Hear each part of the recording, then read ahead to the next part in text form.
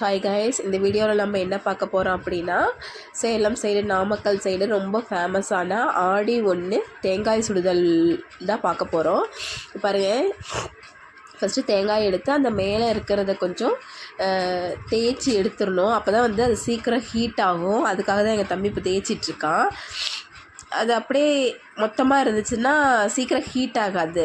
அந்த ரீசனுக்காக தான் அது நல்லா ஃபுல்லாக மேலே இருக்கிறதெல்லாம் தேய்ச்சி எடுத்துட்டு எங்கள் தம்பி பாட்டு பாடிட்டே செய்கிறான் பாருங்கள். பாட்டு பாடிட்டே செஞ்சிட்ருக்கான். நல்லா தேய்ச்சி எடுத்துட்டோம்னா அந்த மேலே இருக்கிறதெல்லாம் வந்துருச்சுன்னா ஈஸியாக ஹீட் ஆகும். அதுக்காக தான் இப்படி நம்ம தேய்க்கிறோம்.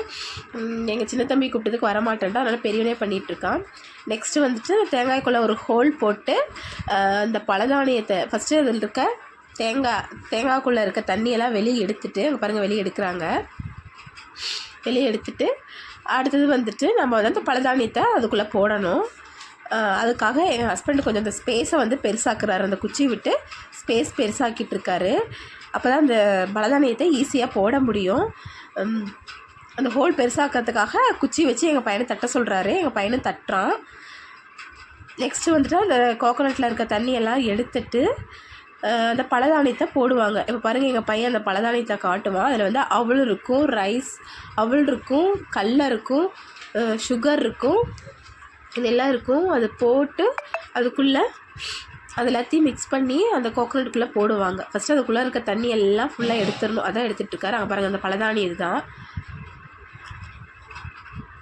அது கொஞ்சம் கொஞ்சமாக போடணும். அங்கே பாருங்கள், அந்த இதை வச்சு கொஞ்சம் கொஞ்சமாக குத்தி குத்தி போட்டுட்ருக்காரு. அதுக்கப்புறம் எங்கள் சின்ன தம்பி வந்துட்டான். அவனும் நானும் போடுறேன்னு அழுதுகிட்டு அவனும் போடுறான்.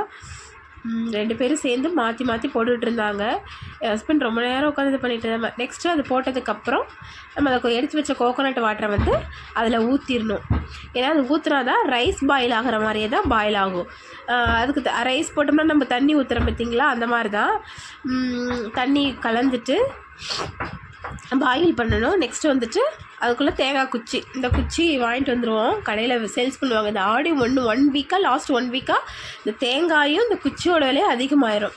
ஃபைனலாக அதில் வச்சு தட்டினதுக்கப்புறம் அதில் கொஞ்சம் லைட்டாக மஞ்சள் பூசிக்கணும். எங்கள் பெரிய தம்பி மஞ்சள் பூசிகிட்ருக்கான். தேங்காய் குச்சியில் மேலே 2 இடத்துலையும் மஞ்சள் பூசினா கொஞ்சம் நல்லாயிருக்கும்.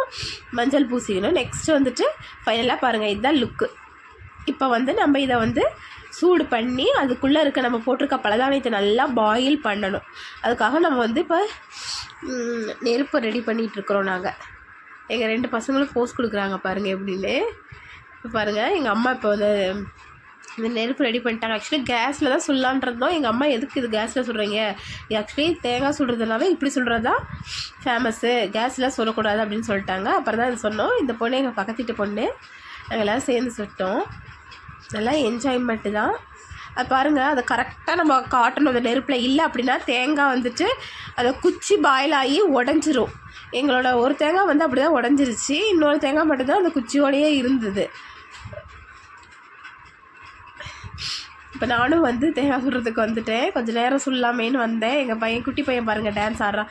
அந்த ஹீட்டில் மெதுவாக சுட்டுட்ருக்கோம். ஃபைனலாக சுட்டுட்டு நாங்கள் கோயிலுக்கு வந்துட்டோம். அந்த சுட்ட தேங்காயை கொஞ்சம் சாமிக்கு படைச்சிட்டு சாமி கும்பிட்டு தான் சாப்பிடுவோம்.